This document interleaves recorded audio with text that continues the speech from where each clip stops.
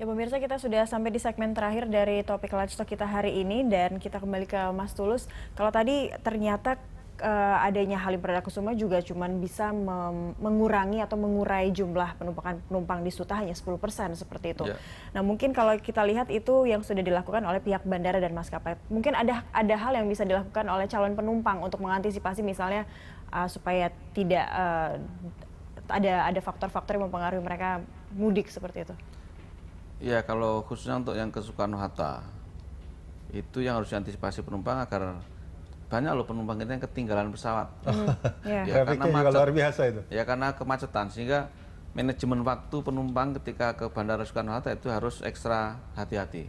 Ya, karena tadi harus bisa menghitung puncak arus mudiknya untuk penerbangan tanggal berapa, sehingga dia bisa time manajemennya agar lebih longgar. Jangan sampai delay karena dia ketinggalan pesawat. Karena kalau dia ketinggal, pesawatnya tidak akan nunggu. Iya betul, dan tidak ada kompensasi juga untuk itu. Tidak ada kompensasi. Dan itu sering, saya pun pernah ngalami. Ya, pengalaman pribadi artinya. Ya. Mas Tulus, kalau kita bicara soal delay, ini kan sebetulnya bukan hanya soal bagaimana delay itu ditangani, artinya pesawatnya, tapi juga bagaimana pada saat delay itu masyarakat di sana itu bisa delay sendiri sudah bikin marah. Terus kalau dia menunggu tanpa ada kejelasan, tempat nunggu yang nyaman misalnya, apalagi suasananya di sana pasti akan sangat ya, crowded. kalau sebenarnya misalnya. Untuk bandara, saya kira sepanjang delaynya tidak keterlaluan, itu masih pada level nyaman. Tapi kalau sudah menumpuk berpuluh-puluh jam, berjam-jam dan maskapnya banyak, pasti menjadi tidak nyaman karena kapasitasnya menjadi space-nya menjadi sangat berkurang. Gitu. Jadi kalau yang dibilang keterlaluan ini, kita bisa menyebut ini sudah keterlaluan itu berapa lama, Mas Tulus? Ya, di atas 2 jam itu sudah membuat kondisi di bandara menjadi tidak nyaman. Tapi kondisi itu sering juga terjadi di Bandara Soekarno-Hatta dan terjadi karena maskapai. Ya, terutama karena gini, di satu sisi bandara space-nya sudah overload. Ya, makin overload ketika delay.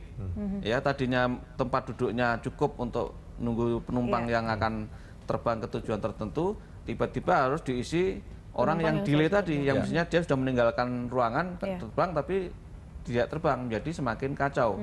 Ini yang saya kira menjadi sangat-sangat tidak nyaman dan memicu kemarahan ketika delaynya semakin tinggi, semakin panjang, 2 jam dan seterusnya, itu semakin parah kondisinya karena semakin banyak orang yang menghuni ruang tunggu dan sementara space-nya terbatas. Ini yang saya bilang manajemen di darat, korban itu harus tidak kalah pentingnya untuk masalah maskapainya, bagaimana dia mengalihkan ke ruangan lain dan seterusnya, ada petugas di situ, gimana mensuplai logistik dan seterusnya, itu menjadi krusial. Nah, arus mudik dan arus balik lebaran ini kan pasti karena ada peningkatan, pasti akan ada jumlah penumpang yang menumpuk di sana.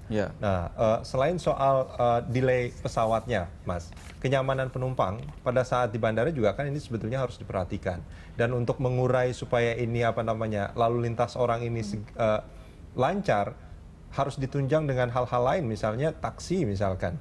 Terus bus-bus yang harus lewat bandara, bukankah itu juga harus disiapkan juga? Ya, mestinya pihak Kemenhub sudah memikirkan itu ya. Artinya berapa kapasitas bis Damri untuk penerbangan mudik ini. Mestinya ada penambahan atau penghitungan seatnya berapa sehingga tidak terjadi overload juga. Terutama rute-rute yang padat ya, seperti kalau di Jakarta kan ada dari Gambir, Blok M, itu mestinya dihitung betul berapa kebutuhannya sehingga tidak mengganggu kenyamanan.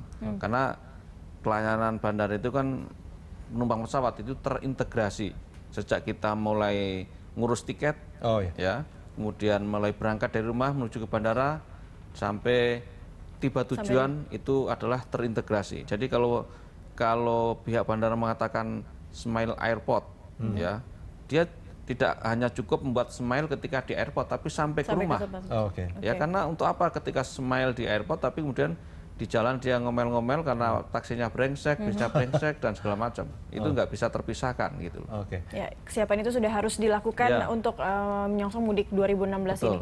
Dan kalau melihat dari semua yang sudah kesiapan yang dilakukan dan Kemenhub tadi Pak Hemi juga nampaknya sudah sangat optimis, percaya diri terkait delay pesawat itu tadi. Apalagi hal yang harusnya disediakan yang sudah ya, dipersiapkan. kita harapkan betul itu tidak terjadi sesuatu yang serius terhadap pelayanan ini dan juga tidak terjadi serius pada konteks keselamatan karena tadi sudah rem cek dan segala macam. Jadi seperti itu yang pertama. Yang kedua, bagaimana kalau terjadi sesuatu yang tadi kita dorong untuk ada contingency plan dan manajemen delay yang di pesawat maupun untuk konsumennya itu menurut saya lebih antisipatif ya.